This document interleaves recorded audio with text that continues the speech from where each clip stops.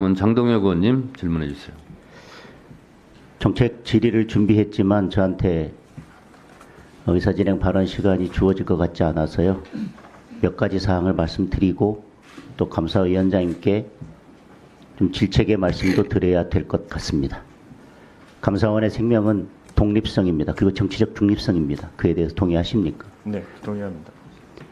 물론 법에는 자료 제출을 거부하거나 공개할 수 없는 사항들에 대해서 정해져 있지만 저는 감사원의 독립성과 중립성을 지키기 위해서 가장 핵심적인 것은 회의록을 비공개하는 것이라고 생각합니다. 정말 특별한 예외적인 사유 외에는 그것이 지켜지지 않는다면 저는 결국은 감사원의 독립성과 중립성은 지켜지기 어렵다고 생각합니다.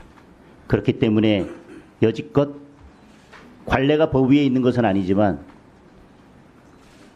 회의록에 대해서는 비공개를 원칙으로 해왔었습니다. 그런데 최근에는 감사위원회에서 어떤 심의가 있고 회의가 있고 결정이 있으면 그것이 어떤 연유에선지 실시간으로 외부에 공개가 되는 것 아닌가 하는 생각이 듭니다.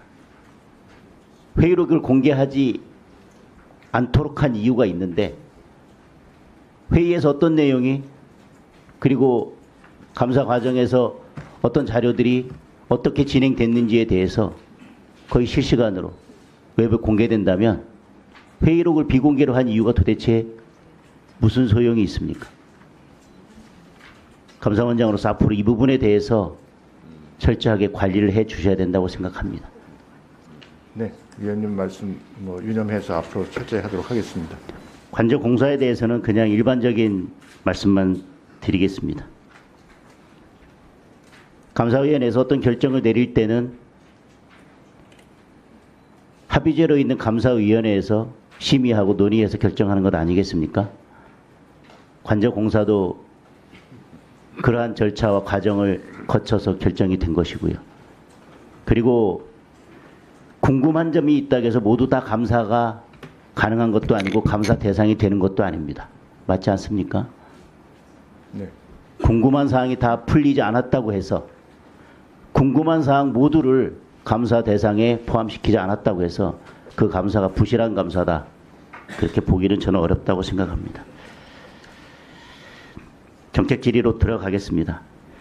장기 재정 전망은 현재 정부 정책이 유지될 때 재정의 지속 가능성을 평가하기 위해서요. 인구 구조, 거시경제 변수 등에 대한 가정에 따라서 총수입, 총지출, 재정수지, GDP 대비 국가 채무 비율 등 재정 총량을 추계하는 것입니다. 맞습니까? 네, 맞습니다. 올해 이에 대한 감사가 있었지요? 네, 있었습니다.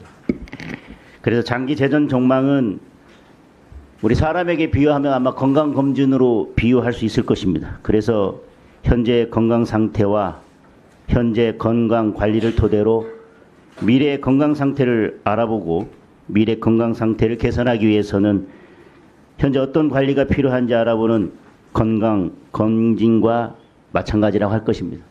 따라서 여기에 진단이 잘못되어 있다거나 아니면 진단을 제대로 하지 않고 오히려 진단을 왜곡한다면 진단이 잘못되고 그에 따라서 처방이 잘못되면 결국은 사망에 이르는 거 아니겠습니까? 저는 국가 경제도 사망에 이를 수밖에 없다고 생각합니다.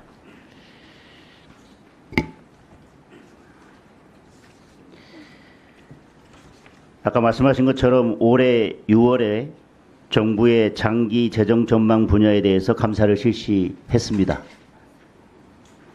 그런데 감사 결과 전 정부에서 국가 채무 비율 전망치를 의도적으로 왜곡했다는 사실이 확인됐습니다.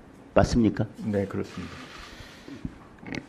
제가 본 보고서에 의하면 홍남기 전 경제부총리는 2020년 장기 재정 전망 발표를 앞두고 2060년 국가 채무 비율을 추계했는데요.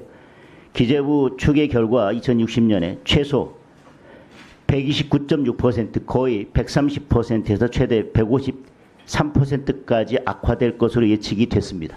그런데 129.6%의 국가 채무 비율은 국민이 불안해한다. 두 자릿수로 만들어라 라고 지시를 해서 당시 청와대 정례 보고시에도 현재 2060년 국가 채무 비율이 130% 정도 나오는데 두 자릿수로 만들겠다라고 발언을 했습니다. 그리고 당시 발언 내용이 실무자 등에게 공유되면서 시뮬레이션을 조정해서 최대 153%였던 국가 채무 비율 전망치가 81%로 절반 가까이 하향됐습니다. 절반이 하향됐습니다. 153%, 최대 153%던 국가 채무 비율 전망치가 81%로 하향됐습니다.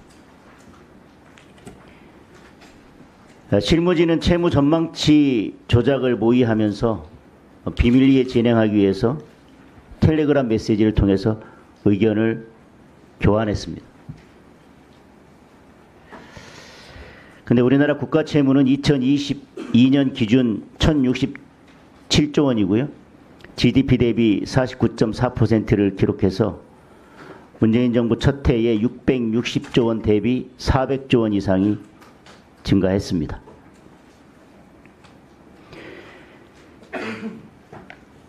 여러 이유가 있겠지만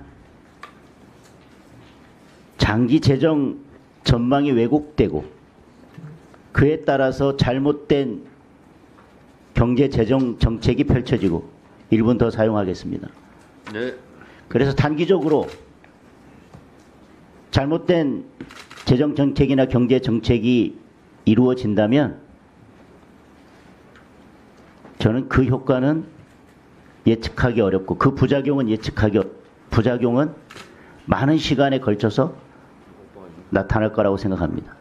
그리고 어쩌면 지금 나타나고 있는 부작용들 그리고 국가 채무 여러 현상들은 그때 장기 재정 전망을 하면서 국가 채무 비율을 이와 같이 조작하거나 축소한 데 따른 결과일 수도 있다고 생각합니다.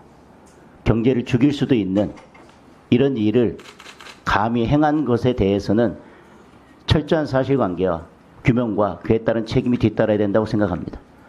이에 대한 원장님의 의견을 듣겠습니다.